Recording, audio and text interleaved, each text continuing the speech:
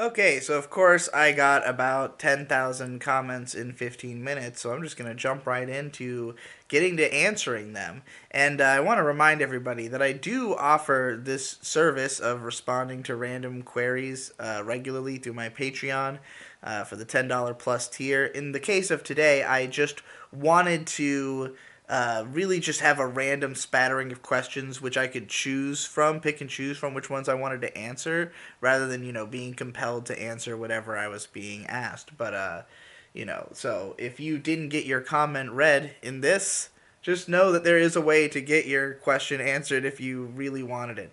But I'm going to start by answering this very bizarre question from somebody named GB, who asks, do you think that if anime became more streamlined into foreign territory, that it would devalue that specific piece of media? And to be more clear, me and a couple of friends were debating on if anime characters belonged in Smash Brothers. They came to the conclusion that Goku or Luffy had no business in Smash. I was a bit butthurt, but they had the numbers, so they won the argument and shamed me for enjoying anime. Is there a problem with me? IDEK. IDEK. I don't even know.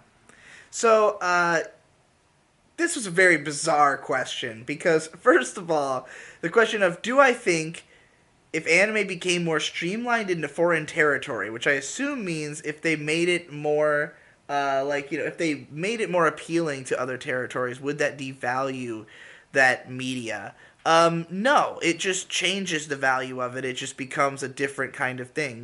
There will hopefully always be, representation of the values that have been present in anime that are worth carrying on into the future.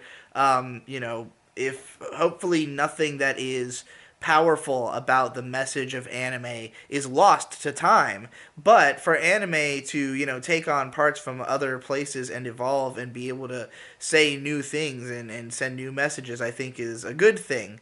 um, you know I don't think you're ever going to reach a state where, any aspect of anime that you really cherish is going to disappear unless nobody just cares to do it anymore because nobody wants to see it anymore. So it really just comes down to the audience demand.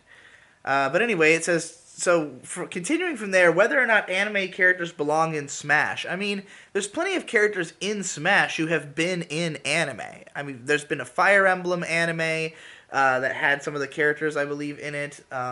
There's been, I mean, Mario and Zelda have both had cartoon shows and anime shows. Like they've been in anime, and even characters who started from anime who have been adapted to games. I mean, surely there must be someone in Smash Brothers who maybe got their start as an anime. I don't know, but I don't see why it would be unreasonable. I mean, like, anime characters are huge video game stars. Dragon Ball Z games and One Piece games sell massive amounts. So it would not be unreasonable for them to be considered for Smash, considering that Smash has brought in characters from so many different fields at this point. So I guess it would just depend on if they could get the rights to them, and if the both companies were interested. But I just don't understand what numbers your friends had. You said they had numbers, so they won the argument. What does that mean? And how did they shame you for enjoying anime? No, there's not a problem with you. I don't think, aside from the writing style of this piece being very confusing. But as far as I know, there's no good reason why anime characters shouldn't be in Smash. So fuck your friends. 794 asks, I'm sure it's been asked and answered before, but what career path or profession would you be doing if it wasn't this? If you answer something related to journalism or writing, what's your second pick? So I probably have in the past answered something related to journalism or writing because, obviously that would be my next pick after YouTube, just to continue what I'm doing. But there's plenty of stuff that I've been interested in doing. I mean, aside from the fact that I have a lot of video production skills as well, so I could potentially, work in a lot of aspects of that. I would also love to do marketing for people or be hired as a ghostwriter to do any kind of just behind the scenes work for other people because, like, to quote Tom, who said something similar, and I guess I relate. He once said that it's easier for him to put his all into working on somebody else's project than on his own, because of the fact that he's doing that for somebody else as opposed to for his own sort of selfish desires. And I can kind of feel that way as well, more in the idea that like my career has this loose, broad understanding in the back of my mind, and I kind of handle it however I want. Whereas when I'm dealing with somebody else's stuff, I can be very militant and just be like, this is exactly what you need to do. There's no fooling myself over someone else's work. There's no ability to be dishonest about it, to yourself. So, like, I think I'd be a good editor. I mean, that's still related to journalism and writing, but like, there's different ways that you could participate, even just as like an advisor or story consultant, which is tied to writing in a vague kind of way. Maybe even getting into the production side of making things. I'd love to get into sound design as well. I've thought about trying to become an audio technician.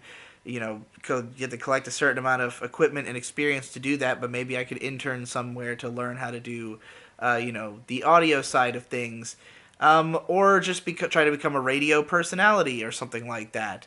Maybe not in traditional radio, but in like try to create something that's more like radio essentially.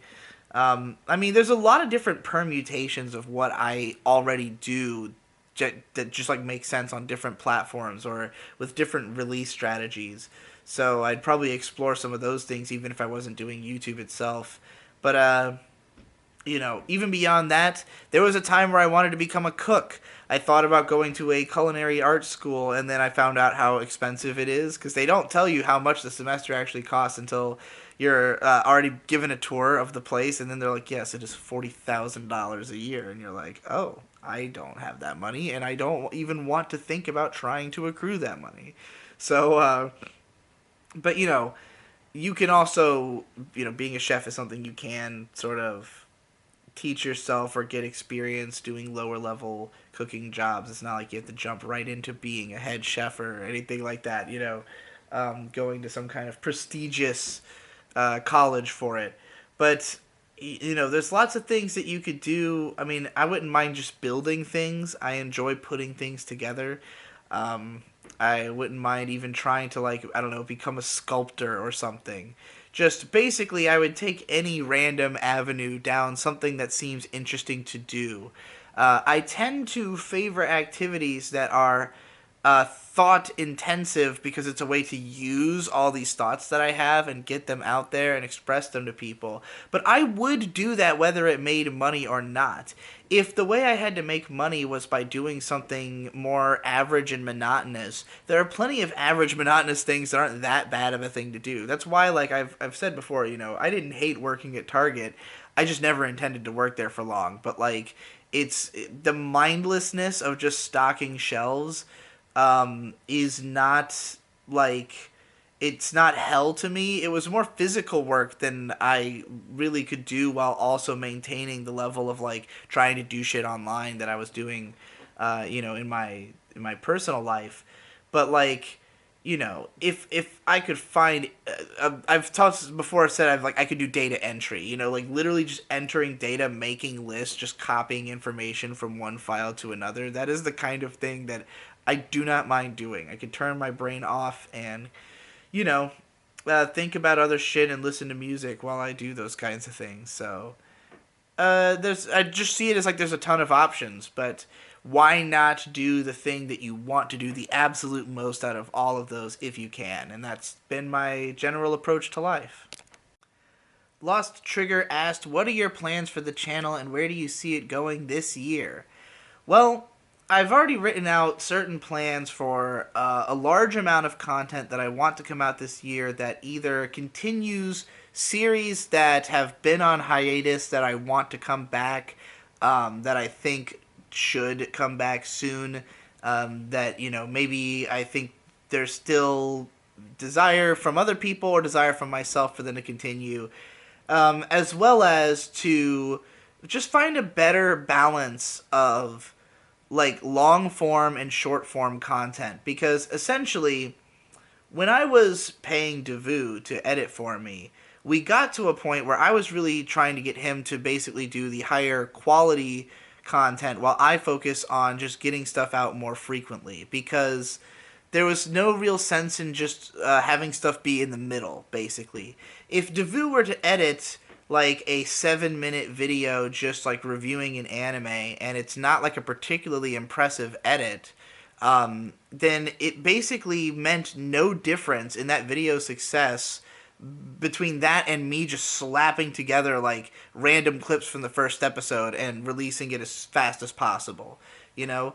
So the only real way to get the most out of Devu's editing was to give him projects that were just bigger than I thought I had time to do. It's like, I don't think that I can commit the amount of time to making this good that it will take without losing out on being able to make like a frequency of content that will also appease, you know, the people who want more frequent videos, including myself, because I like to do more frequent content. I don't like to get bogged down in one project, which is why I tend to edit more sparsely. I don't try to make my videos as overwhelmingly impressive as I was paying Devu to make my videos look.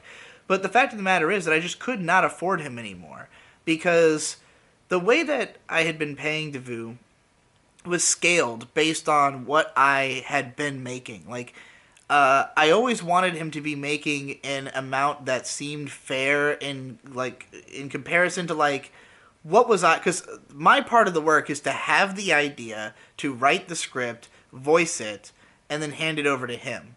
And even though that is the most important part of the video, that is essentially the video, you know, it's also not as much work as actually putting it together.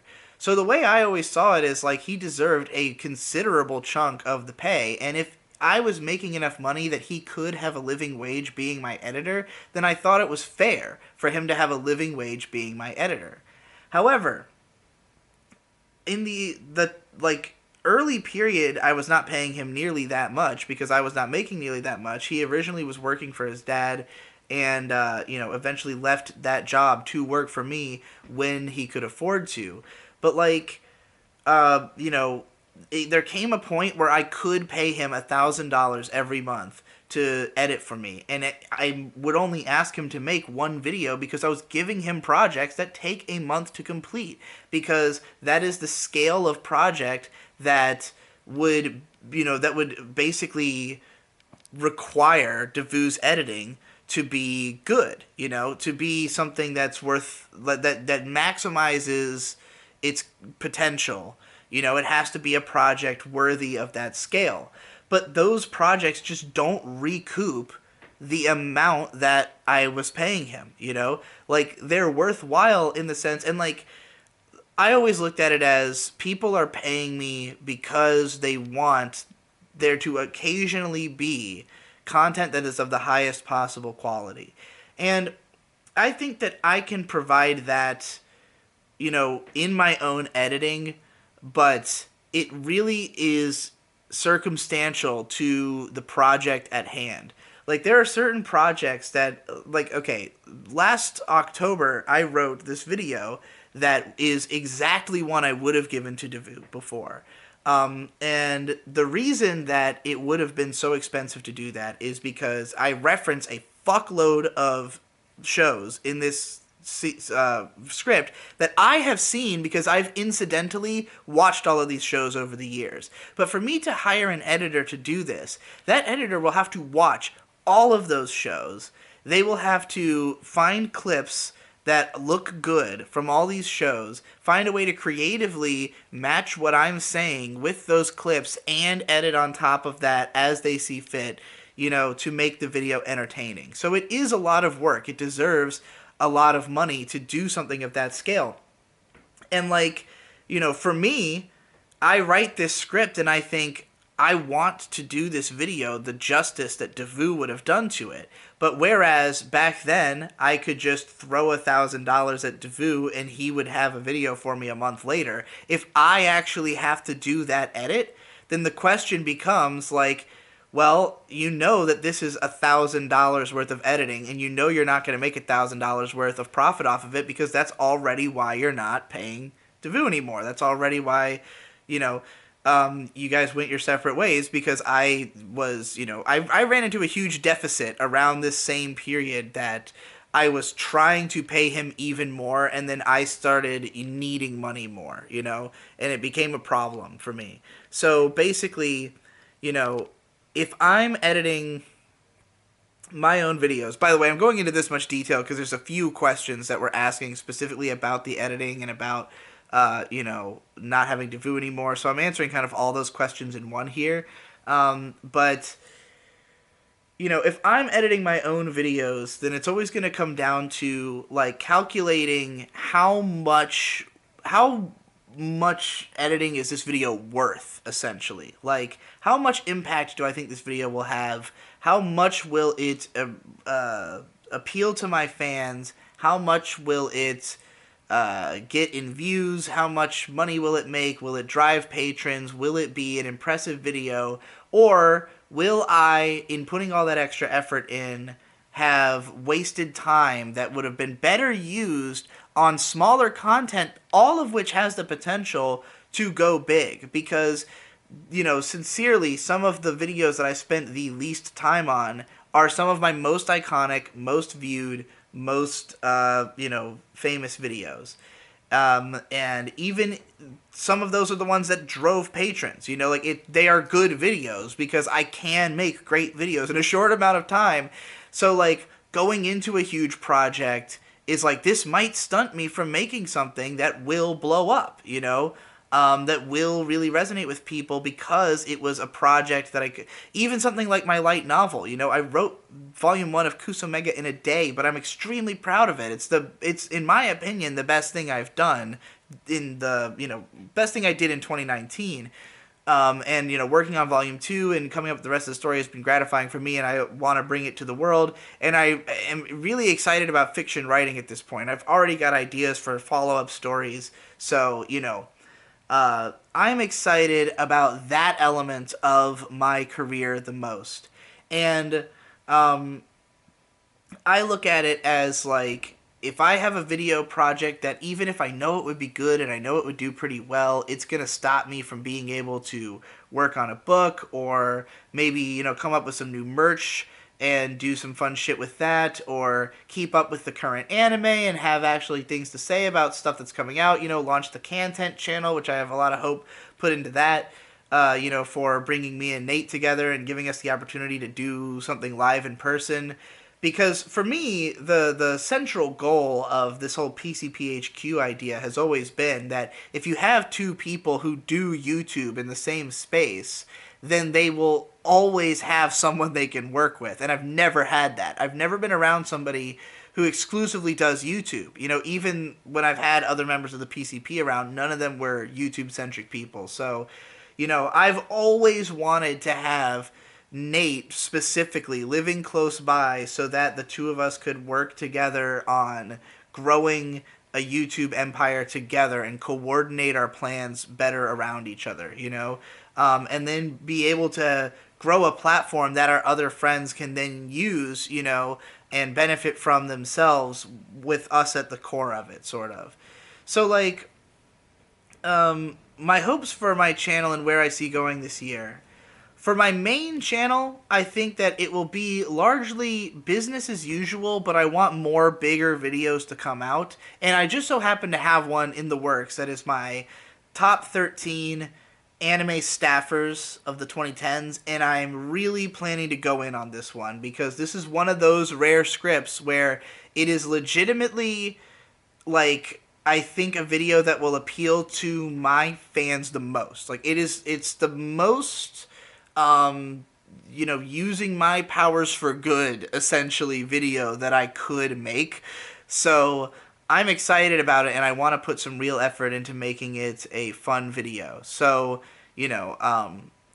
so that's like one that I plan to make that will actually be like trying to achieve a higher level of quality. I also want to eventually start up certain shows and do shows where I write the entire thing or produce the entire thing in a season and then just release it weekly over a short period. I want to start work on Big Anime Face, my secret fucking Cinematech meets shitposting AMVs meets a satisfying video, basically. That's how I'm describing the concept of it. But I have this idea for this show called Big Anime Face that I want to do very badly. I've also thought about trying to consolidate a lot of my content into some kind of radio show, like some kind of maybe even daily show that would be in the style of something like HD Podcast, where it's just one, or the Dick Show as a more example I'd be taking more influence from, but just a show where there's various segments where maybe I take call-ins, I respond to comments, I talk about news articles for a while, I talk about just whatever's on my mind, review new shows, I don't know, just like having a regular central show as opposed to scattershot content that each on its own has an opportunity to take off, but most of it will not. Most of it will not reach whatever audience would care about this subject. And even if you do generally like me as a personality, you're going to avoid videos about shit you don't know or don't care about, even if you might listen to me talk about those things in the context of just a show that you watch, Obviously, I would not click on videos about basically anything that Dick talks about on the Dick Show. It's just that I watch the Dick Show and I love listening to him talk, So if I could have a show like that where maybe me and May had a setup with a more proper studio, double mic setup, really able to take callers. We would live stream this show and do it potentially 5 days a week, for just a few hours out of each day. And then we could crop all the different segments of it into individual videos that would come out and would basically resemble the typical stuff that I put out, because so much of what I do is unscripted content at this point, or reaction content to things that are going on, and a lot of it will involve May, maybe it won't. Just being able to do something like that podcast where she and I talked about the streaming services, the streaming bubble bursting. I love that podcast. I listening to it back. I was super happy with it. I know there's parts of it where, I'm talking out of my ass about things I don't really know in the comments. The comments of this video are great. They're so fascinating, so in-depth, so many people bringing so much perspective to the conversation. Really excellent podcast that pulled pretty good views for a fucking 2-hour random podcast. And I was just like, if this had been an episode of a radio show, imagine if we had something this tight, this well thought out, where we really brought a conversation to the table, that we had done some research and we were reading Glassdoor reviews and having an interactive element and using the resources of the internet to bring together an entertaining show. That could be a central pillar show that might draw more patrons, especially to the fact that they don't have to try to keep track of all this fucking bullshit. They just have this show they listen to that they enjoy, So that's a thought for where I might go with the channel. But otherwise, yeah, I want to do some big series. I want to continue some series from the past. Most of all, the first thing I want to do this year, the biggest focus right now, the reason that I'm talking about all this stuff so vaguely and that I don't have a clear, concrete plan, is because I'm just trying to get caught up. I have been behind on patron rewards in one tier or another for basically half a year. I mean, there was a time where I had cleared it all up at the end of September or something, and then it all spiraled back out. But I'm still behind on various tiers. I'm not monstrously behind in a way that I was in December, because I did a lot of catch up then, but I still have a lot of catch up left to go, and also in my personal life. There are just things that have been sitting on the back burner for a long time that need to get dealt with. And I want all that done as early as possible this year. I'm basically trying to blitz through, getting things back to a point of stability before I try to launch into too many new projects. Because I have new ideas all the fucking time, every fucking day, and I want to handle them as responsibly as possible, which is to say, do not let every new idea become a project. If it's something that I can do as just an unscripted vlog or as a script that I just read into the camera, then I'm going to do that. And you're going to see a lot more of that type of content from me just because I want those ideas to live, but I don't want countless times that I start a project, create a document for it, it gets too big, and then it never gets done because it's just not able to compete with easier content for me to make. So I would say, expect more written vlogs, expect more maybe consolidation of a lot of my podcast and vlogging stuff into some kind of consistent radio show, possibly. Maybe that'll be more towards the mid part of the year. I have no idea how long it'll take me to set that up. Organizing things in my personal life, and content is going to be where a lot of focus goes as well in terms of covering current shows and anything new that comes out, basically. And yeah, I guess that's all there is to say. Star asked, have you been losing weight? I ask because it seems like you have from recent videos. Cheers to a healthier 2020. I hope you and May are doing well. Cheers to a healthier 2020, but no, I have not been losing weight. And I wanted to answer this just because it's really fucking funny. Almost every video where I'm on camera, somebody will either say that I look like I've lost weight or that I look like I've gained weight. I hear both of them back and forth, and the reality is that my weight almost has remained exactly the same my entire career. Like, I generally fluctuate between being around 175 and being around 185. I inhabit that range almost exclusively. There have been times where when I do start working out, I might get down to 165. There was one time in 2014, if you watch like the 2014 May vlogs when I was like very clean cut, and I was down to like 150 something, and it was partially from having worked at Target before and built a little bit of muscle mass like the year prior, and then starting to work out. And that was like the healthiest I've been since I was like 16. But my weight has barely fluctuated at all. I mean, it does move up and down from like if I work out, it moves up and down from 165 to, if I stop working out, to 185. But anywhere in that range, that's the only way you've ever seen me, essentially. My weight has just gone between those consistently forever. And it's just so funny to me that, like, people are always saying, like, oh, you look like you gained weight, you look a lot. It's the lighting. Every lighting you see somebody through, they're going to look dramatically different based on the way that the shadows are cast on their face. This is why, in movies, lighting has to be extremely controlled. But as a vlogger, you just see me in whatever random light I decide to throw on myself, and I'm always going to look different. The Last Prodigy asked, which year do you think was better for anime, 2018 or 2019? Well, 2018 I had not thought was a particularly impressive year. I only had 15 shows that I came away with recommending on my top of the year list. You know, there were honorable mentions, but in 2016 I'd had 20, in 2014 I'd had 20.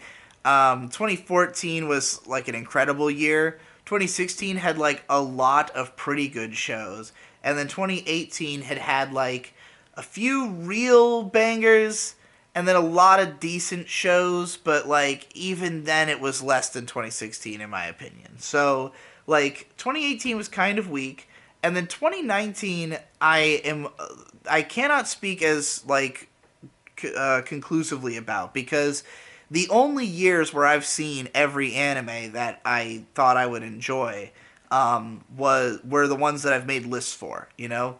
It just so happens that each of those years were ones where I was very actively doing some form of either seasonal content or finish or fail videos. And so when the end of the year came around, it wasn't so difficult to like plow through everything that I had missed. And I want to keep it that way for the future. I want to be more on top of shows because what tends to happen is I start a bunch of shows, I get some distance into them, I never get around to finishing them unless I make a review of them right at the end of the season.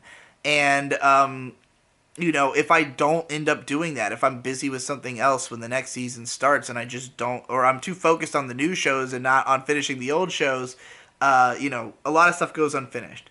So 2019, I'm still kind of in that state because in 2018, we had spent the entire month of February just non-stop watching anime, me and May. We basically just did nothing but binge every fucking show until we were able to do that list.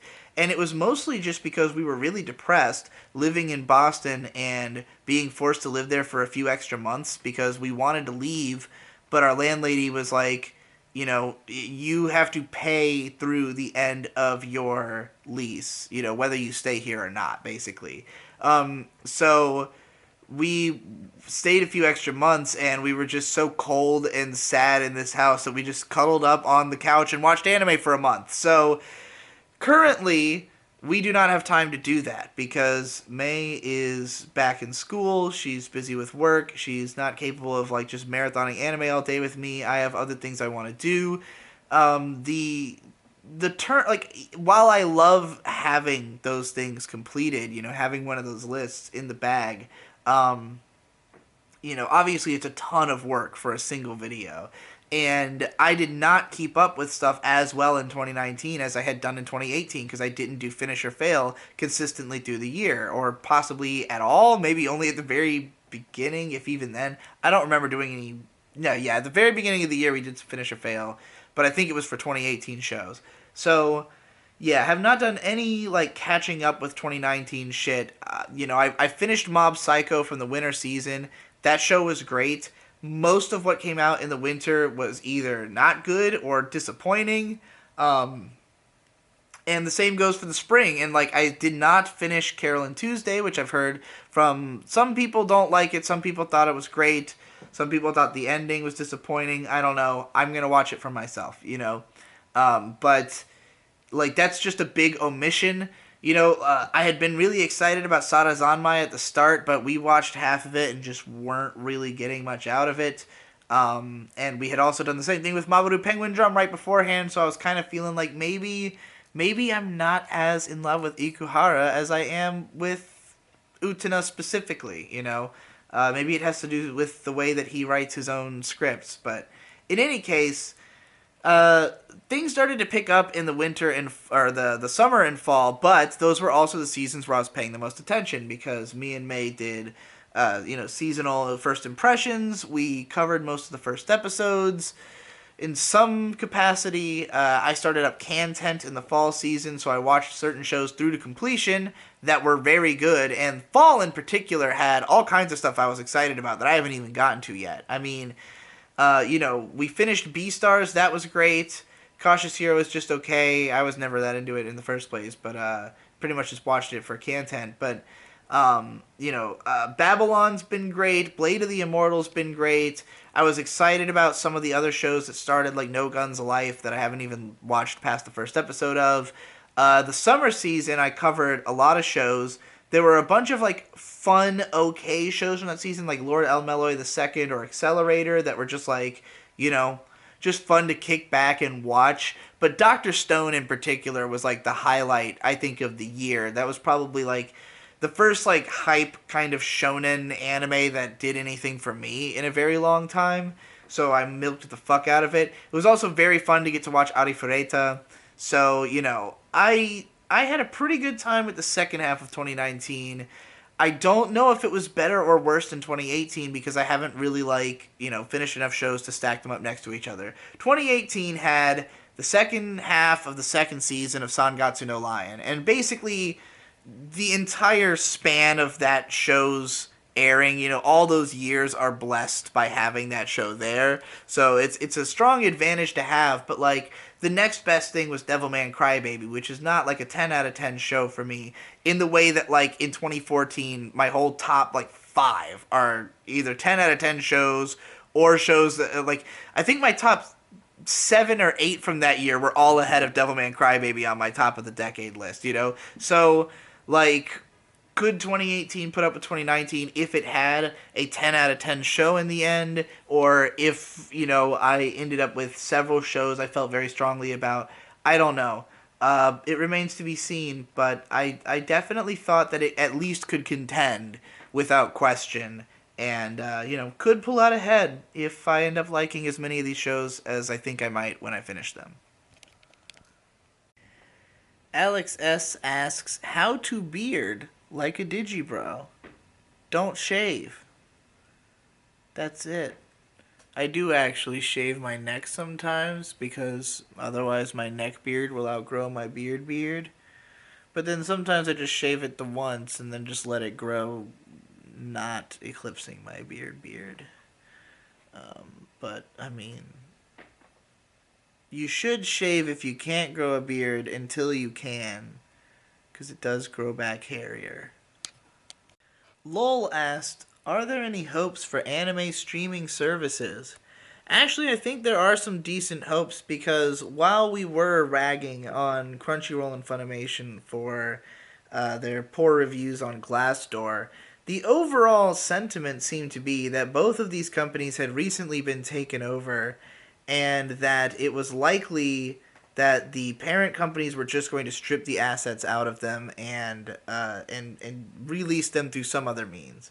So with Crunchyroll in particular, the tenor of the people leaving was that Crunchyroll was sort of falling apart as a company because so many people were leaving because of the poor management, because of the constant changes in who was had ownership over them. And if you look into what Warner is doing, Warner Media has HBO, which has a very popular streaming service because they were ahead of the streaming game, and they've even remade their streaming service, I think, before.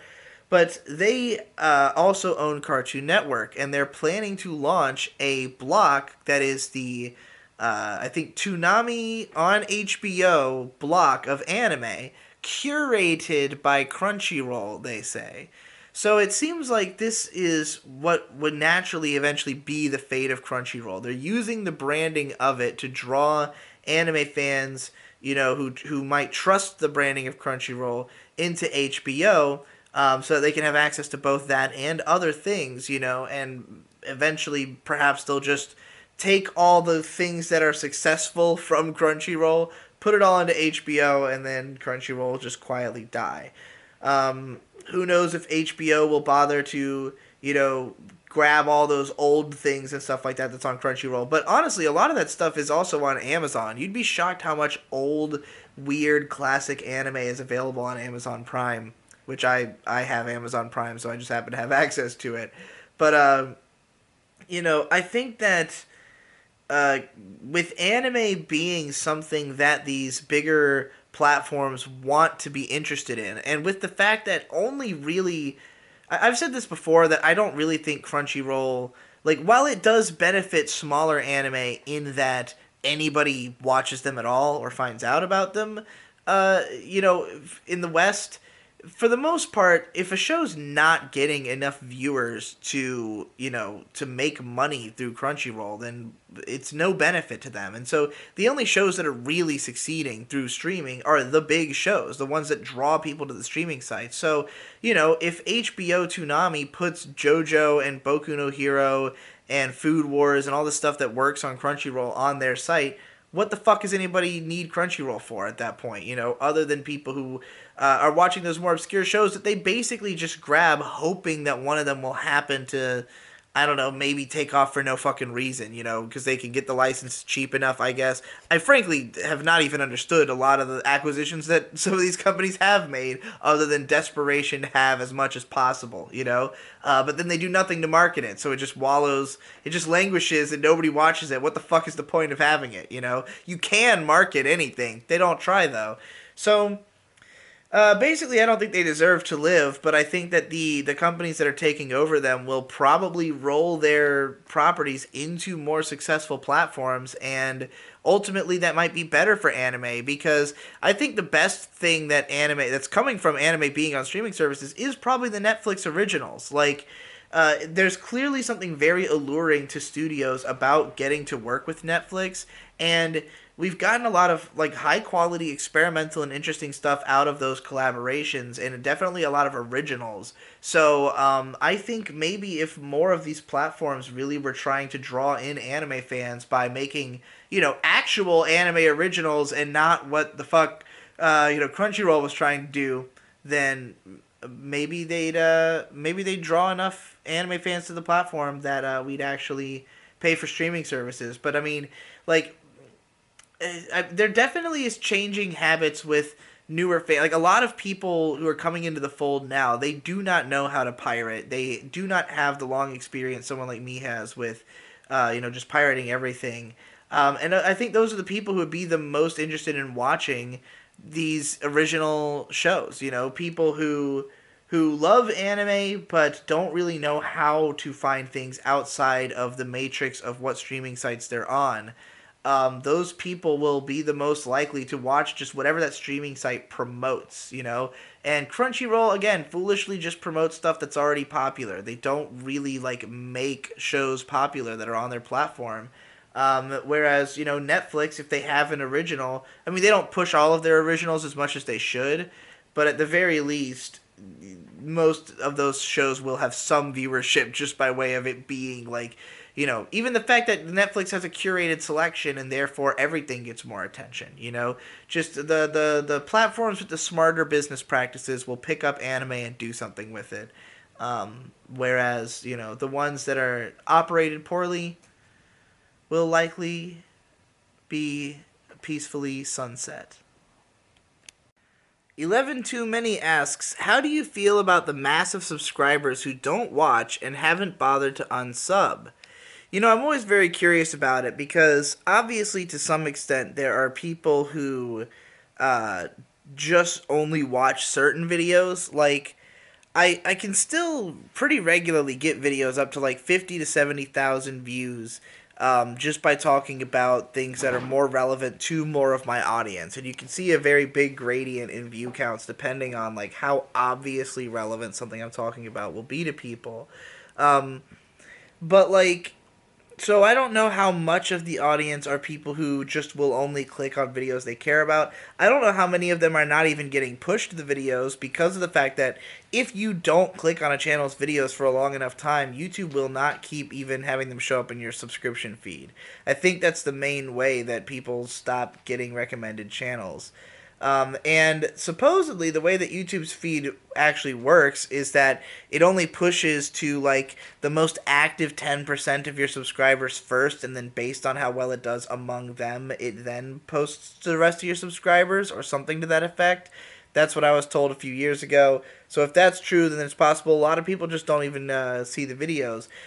I also wonder how many of those people, because of the fact that they're not unsubscribing, because like I've steadily lost subs ever since combining the After Dark and main channel, which was obviously going to happen because there's much more content that a lot of people aren't going to want to see, and that was a predicted outcome. I honestly would have expected it to happen at a faster rate, but I gain new subscribers just at a slower rate than I'm losing the ones who are not interested anymore. But I have to wonder if a lot of those people just aren't really watching YouTube anymore. If a lot of them are subscribers who maybe spent a lot of time on YouTube a few years ago, but now they've moved on to stuff like Netflix, or they're just not interested in this type of content anymore. Because, for me personally, I'm a very active YouTube watcher, so if there's a channel that I realize I basically never click on their videos for any reason, I will eventually unsubscribe from that channel, or if I just feel like, I've gotten bored of them. So I have to imagine that the people who are subbed who don't watch any videos, either really just hardcore, like sub a ton of shit that they don't pay attention to, or aren't really on YouTube that much anymore. So I'd be very curious of a breakdown of that audience, but it's only like I can only speculate who these people are and what their motivations are, and like what could be done to bring them back. But you know, I I don't necessarily have to rely on my subscriber base to have a video that will get more views. Obviously, any video that goes to a point where it gets like a substantial number of views is one that would exceed my sub count. So it would have to be one that escaped and made it into the greater anime community, you know. And those are the things that would probably draw new subscribers in and keep that cycle going. But you know, yeah, it's a curiosity. Shogun asks, "Will we ever get the complete and polished version of your project on Denzel Curry?" Probably not, and that's for multiple reasons. One, because at the time that I was working on it, it was basically meant to just be up to date of that moment. It was about Mostly it was about the way that Denzel Curry had been kind of overlooked and misunderstood, and that not enough people had read into the deeper messages of what he was talking about. To really appreciate what made him so special in my mind. But when Taboo came out, he blew up a lot bigger. A lot of those messages were made clearer. People paid more attention, and he was also like, I basically was making that documentary because of the fact that he was gaining this reputation at the time through some of the interviews he'd done. But in the wake of Taboo, he did tons more interviews, and the average Denzel Curry fan would have already known much more of what I was planning to say in this documentary. Whereas the nitty gritty details and more technical stuff about Denzel Curry's past is what I now think would make a more interesting documentary, and I'm not qualified to talk about all that because I haven't done the research. Super deep into his stuff. I was more viewing him as like a breakthrough artist, but he broke through while I was in development hell on that project essentially. So, that will probably never happen. And also, music stuff that I put out just doesn't tend to do very well. I think that, you know, if you want to build up an audience in any particular sphere, you have to consistently put out high quality products until people, recognize your branding and you catch on and people start to trust your output. And I have multiple times tried to get into mediums other than anime, but I don't want to give up doing anime to go do those things. But like, I built my brand as an anime YouTuber by doing tons and tons of research, pouring tons of hours into, writing and making this content, and basically building up a knowledge base and a trust base among my viewers that they will listen to me talk about anime. And trying to develop a fan, trying to develop a following for you talking about music or talking about video games, like just coasting on the goodwill of the fact that you are good at analysis in general as opposed to in that particular field, it doesn't work because the people who are coming to your music analysis videos, they don't know about whether or not you're good because they haven't watched your anime content. So it's like, I have to impress, I have to come out swinging, and to dedicate the time I think for me that it would take to making great content consistently long enough to build that cachet of trust with music or video game fans or things like that. I would have to, basically stop covering anime. And I have to dedicate a lot of my time to covering anime to keep my career going, and I don't want to, and I don't want to stop covering it. So, for me, I think subjects other than anime for now are always going to be kind of in the background as things I do smaller projects on, until the time that maybe I was more recognized for my ability to share interesting ideas about those mediums. Whereas, people already trust my ability to do that with anime. Lunaxor asked, "Hey Digi, I have a few questions. One, as a high school senior, I've been thinking about majoring in English for college in order to improve my writing, but I'm not really sure if it's worth going to college for, so I wanted to hear your opinions on it." I mean, it depends on what kind of writing you're trying to do. If you're trying to do creative writing, don't go to college. There's absolutely no point. Um, if you're trying to get into a career that requires you to have a degree in writing, then maybe. But I mean, I would listen to the song "What Do I Do with a BA in English" from Avenue Q to see what the average fate of the English BA is. But getting good at writing is something that just requires you to practice and do it a lot. That's essentially what school is going to do, is give you guided practice. But as long as you're thinking critically about your own writing, you should be able to guide your own practice. He says, number two, how would you deal with boomer parents if you had them? Based on what you said in the past videos, it appears that your parents are pretty reasonable people. I ask because I'm no longer really sure what to do with mine, as right now I can't move out due to other circumstances. I mean, my parents are probably just as old as yours, but like, mine just don't really have a lot of traditional values at heart. I think most people have to deal with parents who they find very disagreeable, and you just gotta try to get out of there as quickly as possible, I guess. What do you think about the fact that people such as the Anime Man, Akidiris, Misty Cronexia, Lost Pause, Giga, etc. are the most popular AniTubers despite making mediocre content at best? I mean, look, everybody likes different shit. I mean, my content would probably bore most people to tears. Those people, for the most part, make more entertaining, immediate content, more broadly relatable. They're talking about shows people are actually watching. Um, they're providing the kind of content that the biggest audience wants. So why wouldn't they be the most popular? If you've pirated your editing software, can you explain how you got it? The Pirate Bay. Google the name of the editing software you want and the words The Pirate Bay. Find a torrent. Usually there are instructions. Read the comments to make sure that nobody's saying that it doesn't work or that it's a virus or something. They'll usually say this is safe or this works. I use Vegas. Are you gonna watch the Psycho-Pass Sinners of the System movies and Psycho-Pass 3? Probably, eventually. I don't know why I wouldn't.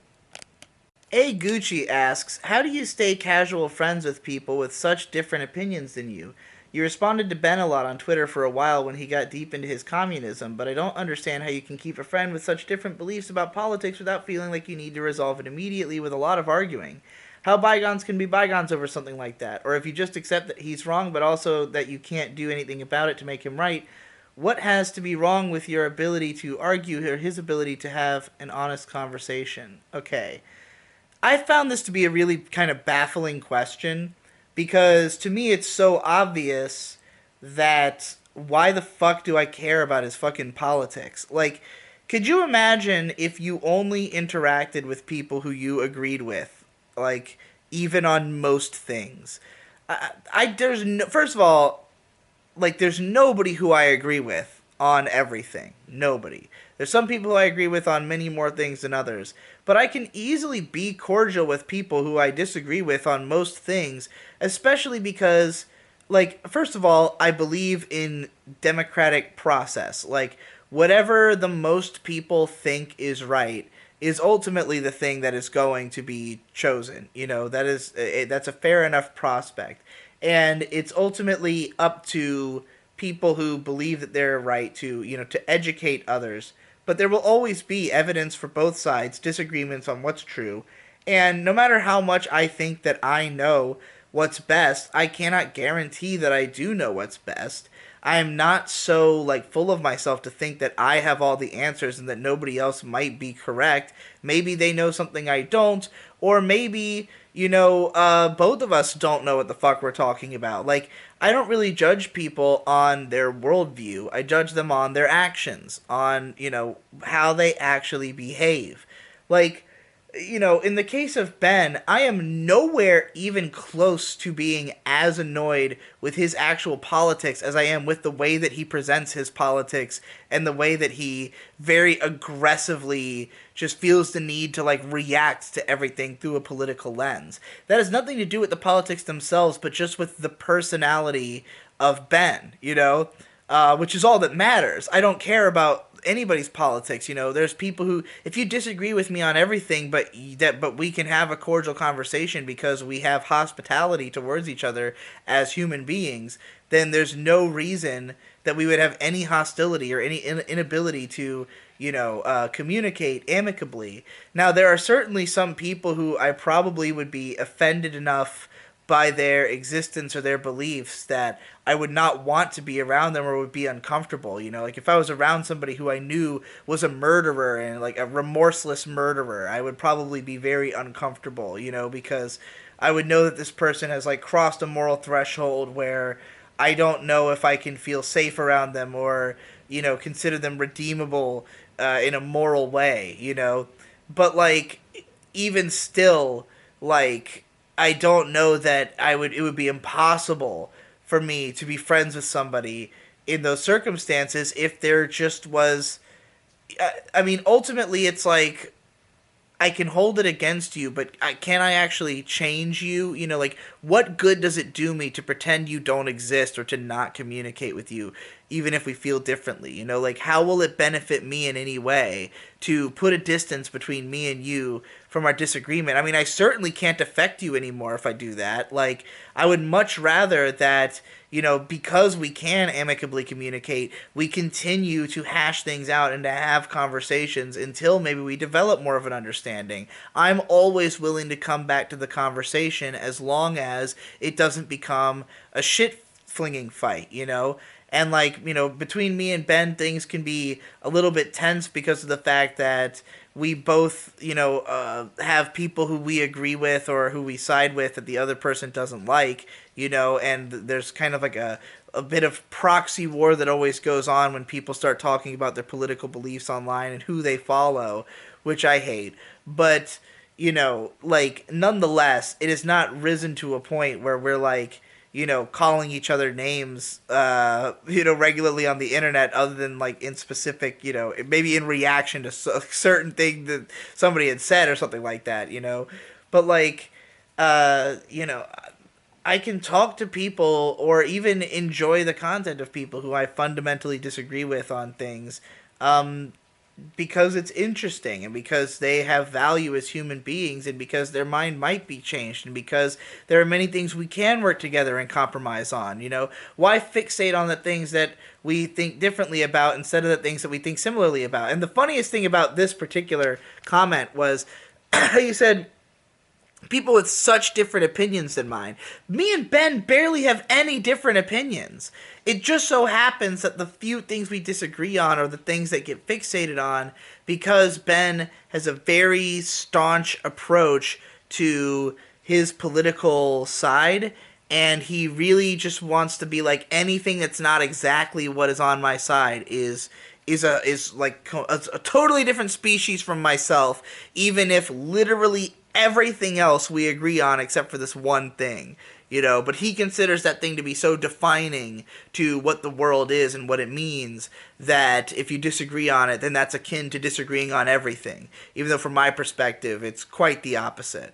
But in any case, that's it for this episode because the battery's going to die on this camera, and that's how I'm going to do these. I'm just going to respond to comments until the battery dies on the camera, however often and however many I want.